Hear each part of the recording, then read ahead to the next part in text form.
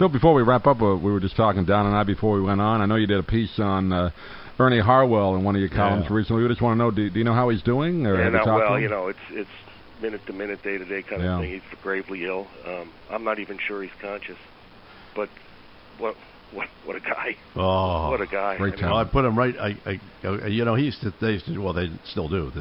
The Blue Jays train here in Dunedin, and he used to live down here during the winter as I did, and just to sit at the ballpark with Ernie and talk to him about. He's one of the only announcer I know of that was traded for players. Right. For a catcher. Yeah. And he had the greatest array of stories. He wrote songs. He wrote books. He was really a Renaissance man. He was just so good and so good at baseball that. Well, I wrote that he was getting down to short strokes. And when you read the eulogies about what a great man he is, they're understated. He's noted for taking the first time you were in Tiger Stadium or Briggs Stadium. First, if he found that out, come on, I'll show you around. He'd take Howie Rose on the Met games. Was talking about this the other day. He'd take you around. In fact, I think he was the guy who showed me years ago the funniest thing I've ever seen in a major league ballpark.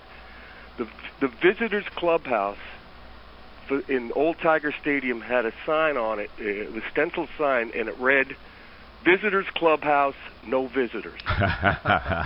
Well, he used to take us over to Johnny Lindell's. We used to go over there. We went to Detroit, and little Doug, I don't know if you're familiar with it or not, but Johnny, of course, I remember Johnny Lindell. Great pitcher for the outfield, I should say, not great, but he was a very good player for the Yankees, and then turned into a knuckleball pitcher. Went back to the minor leagues and came back up as a knuckleball pitcher. But he had a little hamburger and just a guys kind of place, sports bar before there were sports bars.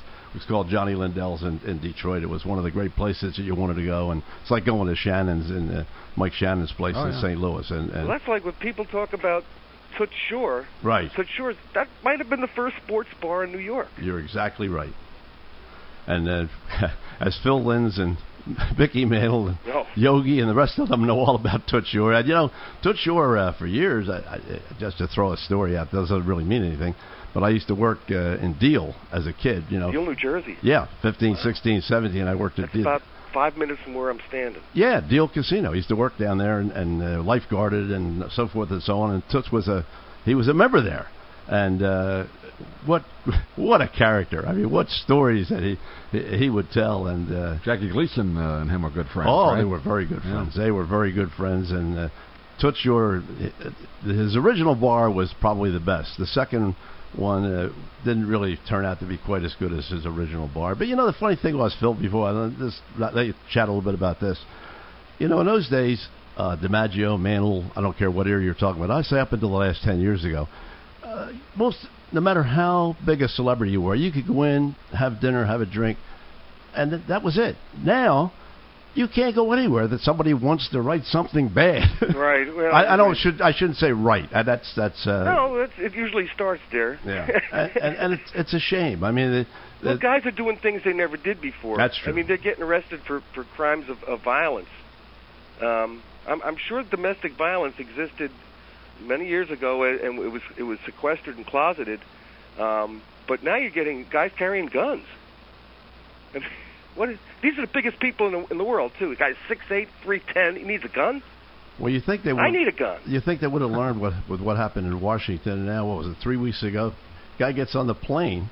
Yeah. And has a gun. So, I didn't know I had that gun in my luggage. Now, how can you not know that you have a gun in your luggage? Well, there was a guy on the Jets a few years ago who showed up in the parking lot with like 2 loaded assault rifles. I think his last name was Robinson. He was a defensive back, and his answer was, I forgot to take them out of the trunk. It's like, what did you have them for?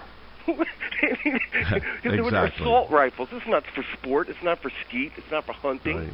You had 2 loaded assault, and I forgot to take them out of the trunk. Well, lastly but not leastly, one of my favorites, because I go back to my paper was the Journal American. I read the Journal American. I worked out of that building when it became the Post. I'll tell you something.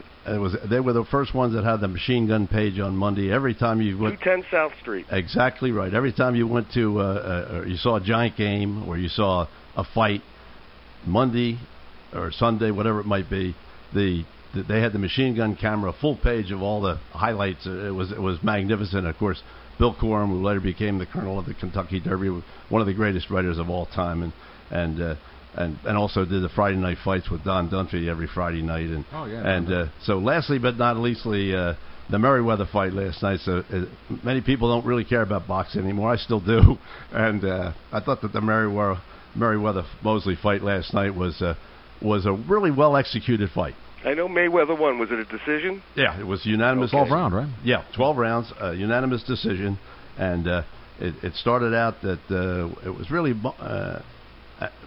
pretty close, 10-9, 10-9, 10-9. But it was a pretty good fight. You don't see very many good fights anymore, but I don't know if you're a fight guy or not, Phil. I never really remember. I am. I find boxing indefensible, but I am. Yeah, I agree with fan. you. It's one of the great dichotomies. The greatest thing I ever saw in person, April 15th, 1985, was Hagler Hearns. I was ringside for Hagler Hearns. Right. Two and a half rounds, 6.5 minutes, or 9 minutes of 7.5 minutes of just sustained violence. Where I remember the referee was Richard Steele. Oh, I forgot his name. Black guy. And after the first round, he leaned over the ropes, and our eyes caught, and he just let out air. He went, like he'd never seen anything like that, and neither had anyone. I couldn't write anything in my notepad. It was like bang, bang, bang, bang, bang, bang.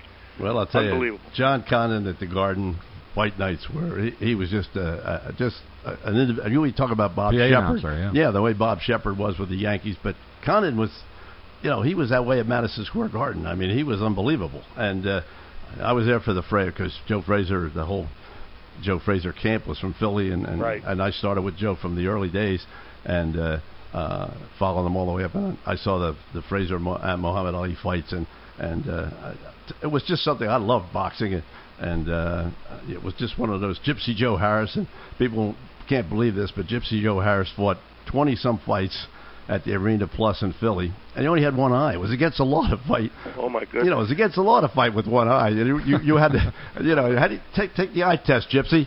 But when he got thumbed, he didn't feel it. Exactly right. Well, Phil, I just want to thank you for. I know this is a terrifically busy day for you, and Don, this was great. This is great. It started out with like funeral music, and now I feel so much younger. We're actually a big band jazz show too, so we combine that with sports. I love swing stuff. My wife and kids think I'm nuts, but I love it. Well, I was born too late. I had a little club for my two brothers and myself. They did more of the work than I did for years, but we had Doc Severinsen and Clark Terry and Herbie Green, and so we were really a jazz family for a long period of time, and so I have a great affinity for music as much as I do for sports, and I just love the people that were involved in music and the way they make me. That's why I said about Joe Raposo. And Jonathan Swartz is one of my all-time favorites. Really? This is like the make-believe ballroom. It's make-believe ballroom time. Hello, world. Thank you, fellas. Appreciate you joining us. We'll hopefully do it again. Absolutely, please. All right. Take care, my man. Enjoy. I'll see you back in Jersey. All right. Bye-bye.